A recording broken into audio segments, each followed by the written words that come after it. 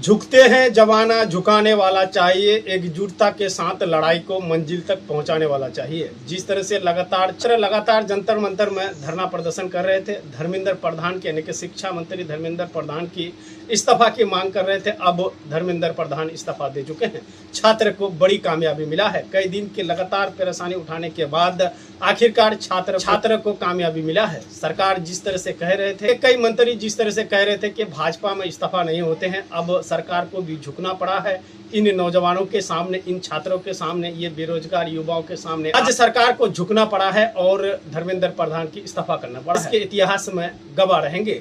लेकिन आपको बता दूं कि सिर्फ धर्मेंद्र प्रधान की इस्तीफा होना या फिर सरकार को छात्र के सामने झुकना, ये देश के हित में है।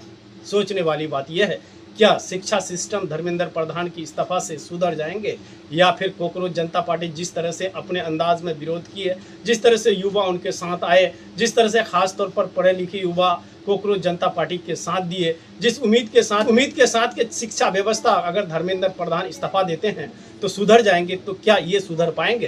क्या फिर दूसरा शिक्षा मंत्री बनेंगे तो क्या इस तरह के काम नहीं होगा?